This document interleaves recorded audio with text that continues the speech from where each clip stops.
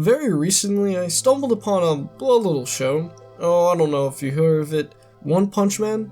Okay, aside from jokes, I was originally very hesitant to give the show a watch. The reason why? Well, it seemed rather overrated upon face value. To be honest, I'm not sure when, why, or even how I conjured up that foolish conclusion. After watching up to the most recent dubbed episode, yes, you heard right, I'll explain that a little bit later, I've truly come to appreciate the series, especially within its surprising deep theme that really took me quite off guard. Okay, enough beating around the bush. Without further ado, let's begin with discussing One Punch Man's shockingly deep moral message. Well, first, we're gonna have to start, of course, with our main hero, Saitama. And boy oh boy, he's really strange. It's explained early on that he was unemployed job hunting 3 years ago. During his search, he saves a child who has like a butt cheek. Oof, that didn't go off well. I'll just throw a picture on. From certain death. Then on a whim, he decides from that day to pursue superhero work. Time passes to the current day, and through his intense training, his strength is immense to the point where he could defeat most enemies with just one punch. I mean, hence the title of the show. But there's a trade-off. It's boring winning every single time, without any effort whatsoever. I think a scene that does exemplify this matter is earlier on within the series when he's fighting with those underground monsters, and they're really giving him a struggle, he's having a good time with it.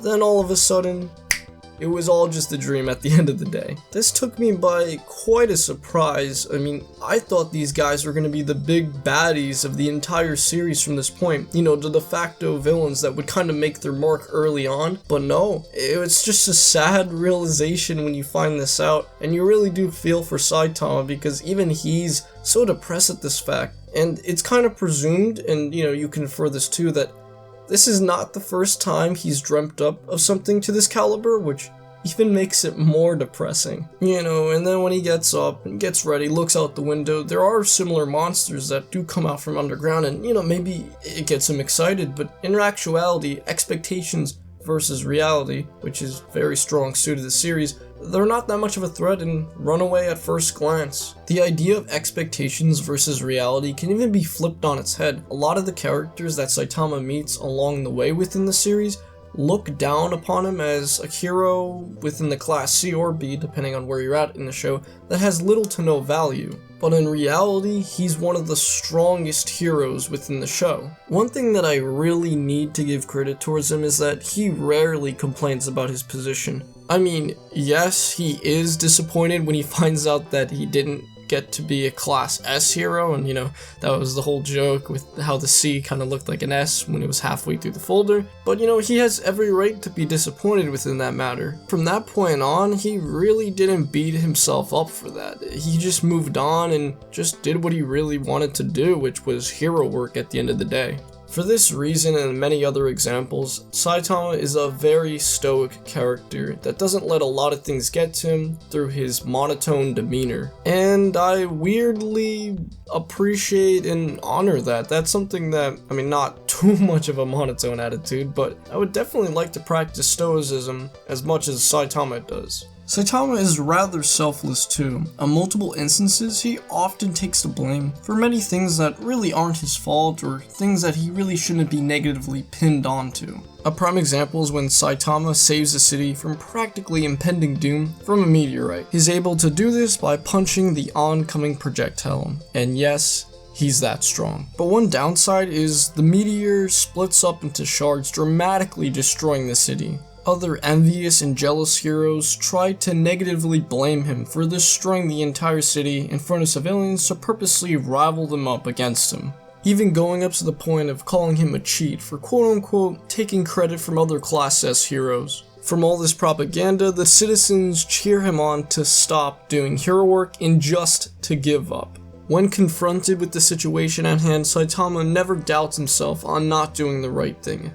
Nor does he rage and beat down on these other so-called heroes. Well, he does in self-defense. He, alongside a few others, know that if he hadn't destroyed the meteor, then there would be a lot more casualties at hand. Another great example is at the end of the Deep Sea King fight. When many heroes are down for the count, including Genos, Saitama finishes off the Sea King in, well, pretty much one punch. I mean, what do you expect here? Though one citizen is not satisfied, and he eggs on other people to agree with him that the other heroes who fell in battle only fought in vain, and that titles including A, S, B, C ranks don't mean anything at all. He goes on saying that they've done nothing heroic whatsoever. Anybody could have bought time for someone at the very end to finish the job. He also mentions that being a hero isn't just simply risking your life, it's beating monsters, and if you can't do that, then you're not a hero. Saitama, after hearing all this nonsense, decides to flip the script. He insists that he came at the very end of the fight and simply defeated him because all the other heroes did most of the heavy lifting for him. When I first watched this, I was like, no, why did he do that? But looking back in retrospect, it was a really mature decision that still blows my mind to this day.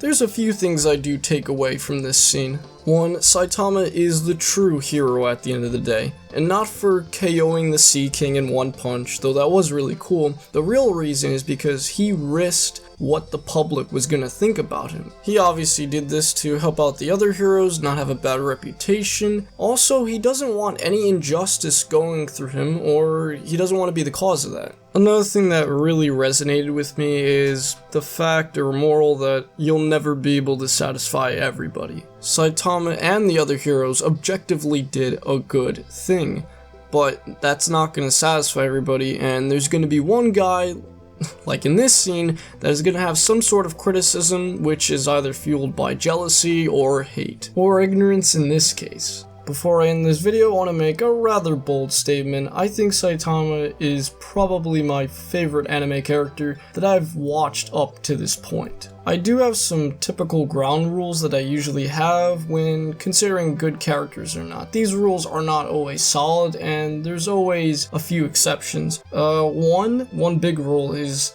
good characters are typically ones that you could relate to, and there's tons of examples for this sort of thing. And the second is characters that you want to be, and I think this is obviously very easy to understand. A lot of people, I'm sure out there, would want to have Saitama's powers, and I think he really nails it hard with both those points. I mean, he's definitely relatable. I think that's kind of the joke sometimes, and like I mentioned beforehand, I think a lot of people would really like to have his powers. Obviously, there's a little bit more than that makes him really great. I mean, for starters, he's just a really hard worker. I mean, the man literally trained himself to death to the point where he got bald. I think he's also a very good role model, and again, I know that sounds very weird, but he practices stoicism in such a great way. He doesn't let anything negative, external forces affect the way he feels. You know, he's not positive, I mean, he's obviously monotone, but he never lets anything really get to him. Just look at the way he reacts to his hate mail.